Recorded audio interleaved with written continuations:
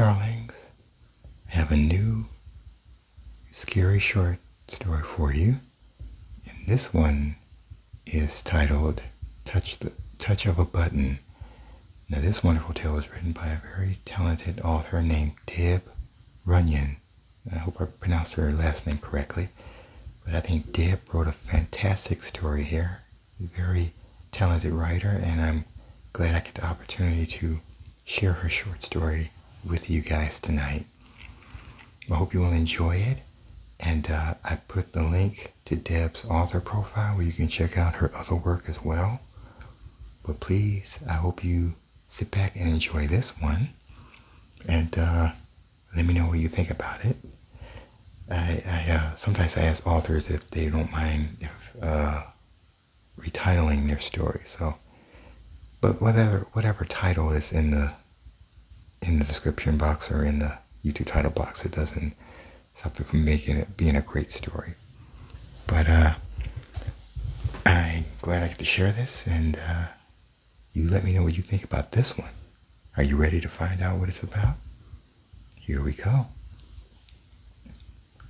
Touch of a Button by Deb Runyon. Wait! Don't you dare hang up on me again. Donnie slammed his cell phone onto his desk and swore softly to himself when the line was disconnected once more. Irritated, he hoisted his extra-large frame from his sagging swivel chair and lumbered out of his office towards the kitchen for a necessary restorative snack. After all, he'd earned it while undergoing all the phone stress he'd experienced when trying to reach customer service. What a wretched company. Every time I call them, I get the same old runaround, or have to sit and sit and sit while I wait for a real person to come and help me. This Roboreality Home System isn't worth the money I dumped into it.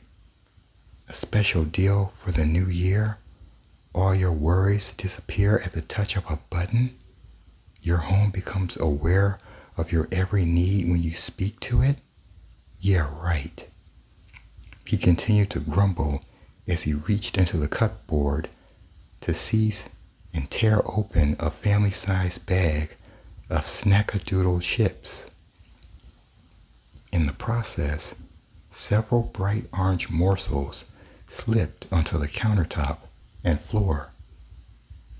He added a litter of Mr. Bubbles to fill out his tweener. He called every snack he engulfed between meals, disregarding the mess he'd created. Friendly staff will be available at any hour to assist you with all your needs. They'll take care of everything. Ha! These guys haven't given me one iota of help. The 20-something bachelor minced out of the kitchen on flattened slippers and into the living room, where he plopped into his well-worn easy chair, continuing to malign the company that had promised him total efficiency with voice commands or a mere touch on the control panel they'd installed on his wall at the beginning of the week. I'm reporting them to the Better Business Bureau for false advertisement and canceling this useless service. I can't even get the stupid lights to come on and off. As a new customer, Donnie Dorcas had received the most advanced programming from Roboreality Home Systems as a trial offer without knowing what was installed in his home. The salesman who had insisted Donnie, son of the owner Brett Cody, had secretly designed the new version and decided to launch the upgrade without notifying the main office. He wanted to receive kudos and a possible fat raise if his personal project proved to be as incredible as he believed it to be. Brett Jr. had big plans for opening his own branch of the company in neighboring San Diego.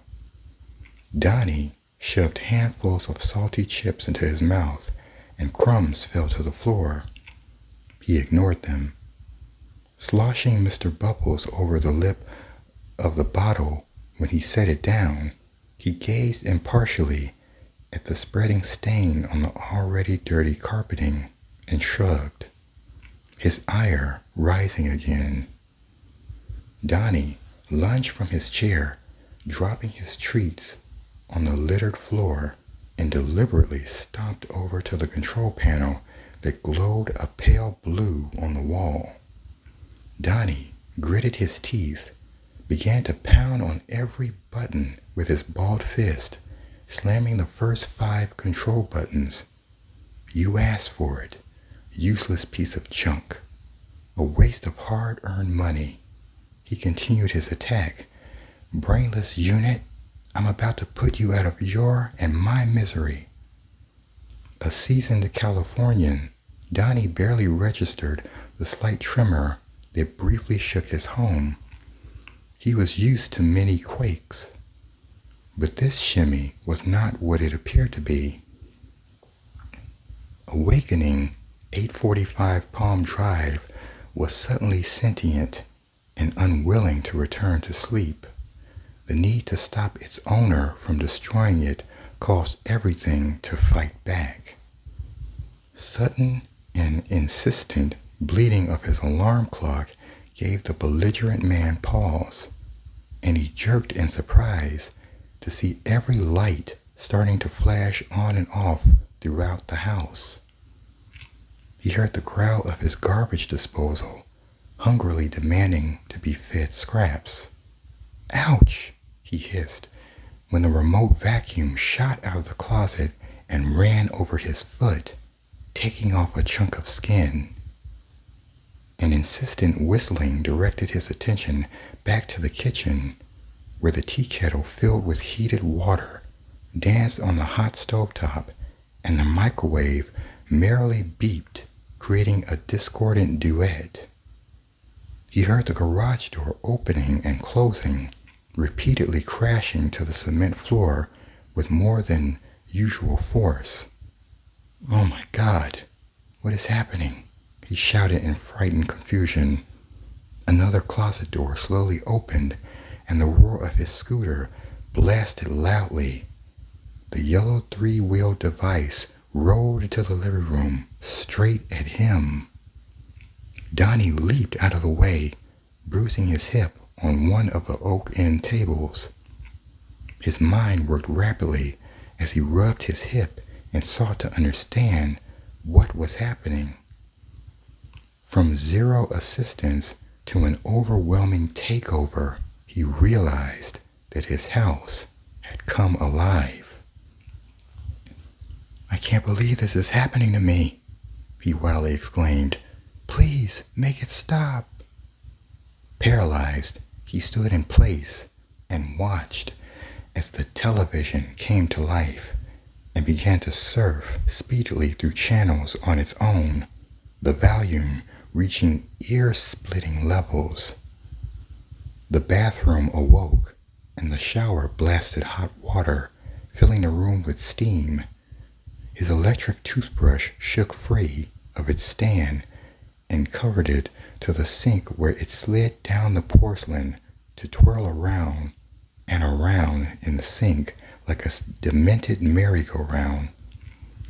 The electric razor on the vanity buzzed as if laughing at the antics of the toothbrush. As if on cue, Alexa began chatting away to no one, answering non-existent questions, and his printer vomited out page after page of blank paper to cover the floor. Stop, Donnie screamed, but none of his devices listened to his strident command. I'm gonna pull the plug, he shouted, as if his barely audible and useless threat would bring the chaos to a close. With his words echoing from the high ceiling, the furnace roared back its challenge, cranking up the temperature. The entire home began to heat quickly, while the door's locks quietly engaged. Enough, Enough! Donnie whimpered and tottered over to the door to make his escape. Grasping the intricately carved knob, he yelped in pain and jerked away. The metal left a burned design on his palm. Screaming in agony and running for his life, Donnie hurried into his small office, waddling from side to side like a viciously shaken weeble wobble, and reached for his cell phone. Gotta call the company. Need help. Without his knowledge, the door closed and silently locked behind him, imprisoning him. But before he could place his desperate call to Roboreality Home Systems, the device blew up in his right ear, and he fell to the floor, clutching his head and howling in pain. Please stop. I beg of you. I take it all back. I didn't mean anything by it. Just leave me alone. Leave me alone. As he lay there, blood flowing from his ear and forming into a small puddle, the carpeting leisurely disengaged from the floor, staple by staple, and slowly approached the thrashing man as if hunting the sobbing form displayed across it. Striking as quickly as a reticulated python, the beige shag rug covered the wriggling man and coiled tightly, constricting Donnie. Struggling to escape the compression while trying to breathe, the man slowly expired as his house happily absorbed the dead man's essence. Donnie was soon gone, but 845 Palm Drive continued to thrive. Oh my God. What was that? Was that amazingly horrifying or what? That's a hell of a smart house. So, what did you think about that one? Did you enjoy that one?